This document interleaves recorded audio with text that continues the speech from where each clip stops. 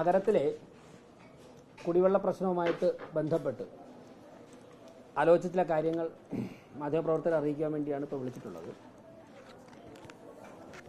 കഴിഞ്ഞ ഏകദേശം 2-3 ആഴ്ചയായി തിരുവനന്തപുരം നഗരത്തിൽ ശുദ്ധജല ക്ഷാമം അനുഭവിക്കുന്ന ആദ്യ നാളുകളിൽ തന്നെ വിവിധ തരത്തിലുള്ള യോഗങ്ങൾ കോർപ്പറേഷൻ മുൻകൈ എടുത്ത് വിളിച്ചിരുന്നു. നമുക്കൊക്കെ അറിയാം, കുടിവെള്ള പ്രശ്നവുമായി ബന്ധപ്പെട്ട് അല്ലെങ്കിൽ അത് വിതരണവുമായി ബന്ധപ്പെട്ട് പ്ലാന്റുകളിൽ നിന്നും വെള്ളം എത്തിക്കേണ്ടതും അതുമായി ബന്ധപ്പെട്ടുള്ള മറ്റു നടപടികൾ ചെയ്യേണ്ടതും വാട്ടർ അതോറിറ്റിയാണ്. അതുകൊണ്ട് തന്നെയാണ് വാട്ടർ അതോറിറ്റി ഉദ്യോഗസ്ഥരുടെ യോഗം വിളിക്കുകയും കോർപ്പറേഷൻ്റെ ഭാഗത്തുനിന്ന് എന്ത് ഇടപെടലാണ് നടത്തേണ്ടത് എന്നുള്ള അന്വേഷണം നടത്തുകയും ചെയ്തിരുന്നു. അപ്പോൾ പൊതുസമൂഹത്തിൽ ചില ഉദ്യോഗസ്ഥർ തെറ്റിദ്ധരിപ്പിക്കുന്നതൊക്കെ കൊണ്ട് ഒരു ധാരണ ചില സമയത്ത് പറഞ്ഞിരുന്നു, കോർപ്പറേഷൻ പണം പലയിടത്തും കുടിശ്ശിയുണ്ടെന്നൊക്കെ.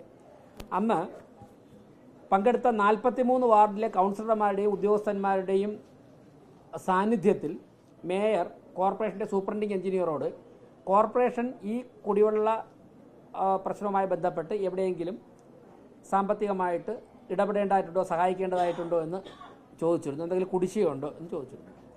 അന്ന് വാട്ടർ അതോറിറ്റി അത്തരത്തിൽ യാതൊരു കുടിശ്ശികയും കോർപ്പറേഷൻ്റെ ഭാഗത്തു നിന്നില്ല എന്നുള്ള മറുപടിയാണ് ഉദ്യോഗസ്ഥരുടെ ഉൾപ്പെടെ കൗൺസിലർമാരുടെ ഉൾപ്പെടെ സാന്നിധ്യത്തിൽ പറഞ്ഞത്.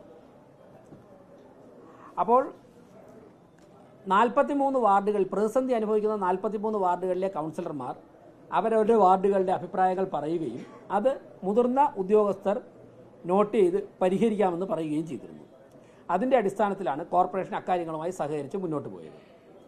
നിശ്ചിത ദിവസം കഴിഞ്ഞിട്ടും ആ തകരാറുകൾ പരിഹരിക്കാൻ സാധിക്കാത്തതുകൊണ്ട് തന്നെ പല സ്ഥലങ്ങളിലും ജനങ്ങൾ പ്രതിസന്ധിയിലാവുകയും കോർപ്പറേഷനുമായി ബന്ധപ്പെട്ട സമയത്തൊക്കെ തന്നെ ഞങ്ങളുടെ കയ്യിൽ 107 ടാങ്കറുകളുണ്ട്. ഈ ടാങ്കറുകളിൽ പരമാവധി സൗജന്യമായിട്ടും ചിലയിടത്തൊക്കെ തന്നെ കേസ് മാർട്ടിൽ പണമടച്ചും വെള്ളം എത്തിക്കുവാൻ വേണ്ടി ഞങ്ങൾ പരിശ്രമിച്ചുകൊണ്ടിരിക്കുകയാണ്. ആ ഘട്ടത്തിലാണ് ബഹുമാനപ്പെട്ട മുഖ്യമന്ത്രിയുടെ നേതൃത്വത്തിൽ ആറ്റുകാൽ പൊങ്കാല റിവ്യൂ മീറ്റിംഗ് നടന്ന സമയത്ത് ഈ വിഷയം കൗൺസിലർമാർ ഉന്നയിക്കുകയും അന്ന് ബഹുമാനപ്പെട്ട വിദ്യാഭ്യാസ മന്ത്രി ശിവൻകുട്ടി അദ്ദേഹത്തിൻ്റെ നേതൃത്വത്തിൽ വീണ്ടും യോഗം ചേരുകയും ചെയ്തു. അതിലും കൗൺസിലർമാർ വിഷയമൊക്കെ സംസാരിക്കുകയും അതിനെ തുടർന്ന് ചില നിർദ്ദേശങ്ങൾ കളക്ടർക്കും നൽകുകയും ചെയ്തിരുന്നു. എന്നാൽ പ്രശ്നങ്ങൾ ഇപ്പോഴും വാട്ടർ അതോറിറ്റിയുടെ ഭാഗത്തുനിന്നും പരിഹരിച്ചിട്ടില്ല. അതിൻ്റെ അടിസ്ഥാനത്തിൽ ഈ വാട്ടർ അതോറിറ്റിയുടെ ഭാഗത്തുനിന്ന് കുടിവെള്ള പ്രശ്നം പരിഹരിക്കാത്തതുകൊണ്ടും ആവശ്യത്തിന് ജലം കിട്ടാത്തതിൻ്റെയും വലിയൊരു പ്രതിസന്ധി നഗരത്തിലുണ്ട്. കോർപ്പറേഷൻ ഭരണസമിതിക്ക് ചെയ്യാൻ കഴിയുന്ന എല്ലാ കാര്യങ്ങളും ഞങ്ങൾ ചെയ്തുകൊണ്ടിരിക്കുകയാണ്. കൂടുതൽ സജീവമാക്കുന്നതിൻ്റെ ഭാഗമായി ഇന്നലെ ബഡ്ജറ്റ് അവതരണത്തിന് ശേഷം സർവകക്ഷി യോഗം ചേർന്നു. അതിൻ്റെ അടിസ്ഥാനത്തിൽ അഡീഷണലായി 60 ടാങ്കറുകൾ കൂടി കോർപ്പറേഷൻ വാടകയ്ക്ക് എടുക്കാൻ വേണ്ടി തീരുമാനിച്ചിട്ടുണ്ട്.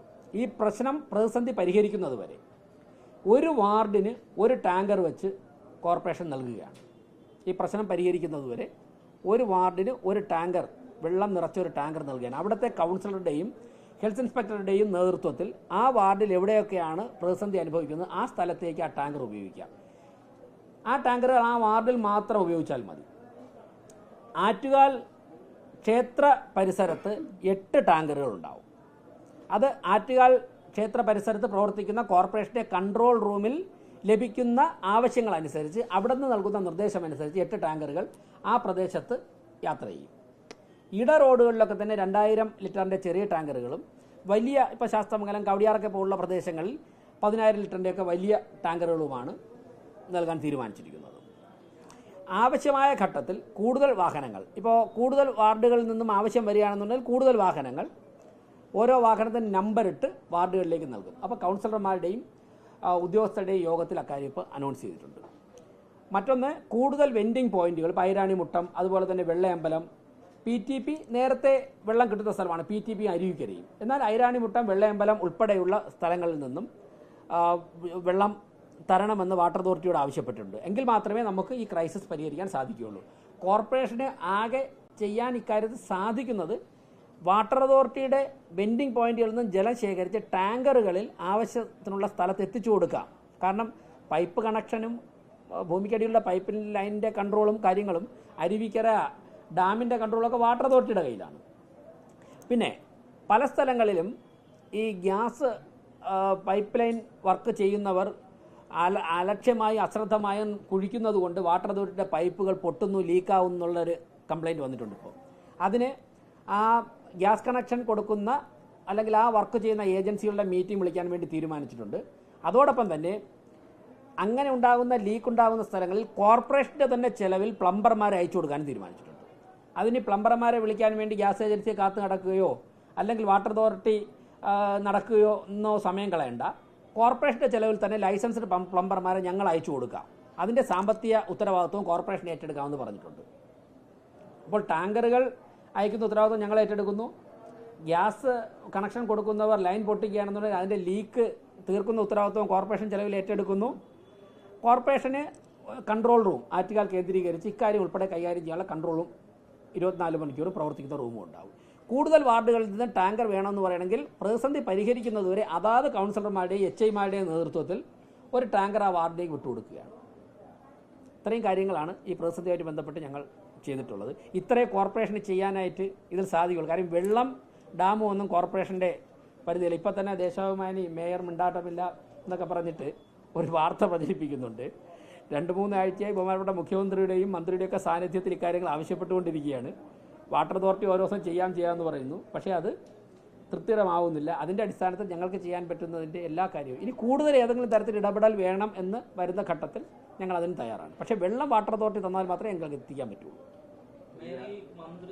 മേയർ പറയുന്നത് താൽക്കാലിക പരിഹാരമാണ്, മുന്നോട്ട് പോകണം. പല സ്ഥലങ്ങളിലും ഇപ്പം കുടിവെള്ള ക്ഷാമം പരിഹരിച്ചിട്ടുണ്ട്, പല സ്ഥലങ്ങളിൽ വെള്ളം വരുന്നുണ്ട് തന്നെ. പക്ഷേ ആറ്റുകാൽ പൊങ്കാല പോലെ ഒരു ഉത്സവം നടക്കാൻ നിൽക്കുമ്പോൾ അത് ക്ഷേത്രഭരണ സമിതിയുടെ ഉത്തരവാദിത്തമാണ്, കോർപ്പറേഷന്റെ ഉത്തരവാദിത്തമാണ്, MLA ഭരണകൂടത്തിന്റെ എല്ലാ ഉത്തരവാദിത്തമാണ്. അപ്പൊ ഈ ടാങ്കറുകൾ മാത്രം വെച്ചുകൊണ്ടാണ് ഈ പൊങ്കാല അടക്കമുള്ള ഉത്സവങ്ങൾക്ക് നമ്മൾ ആൾട്ടർനേറ്റീവാണ്.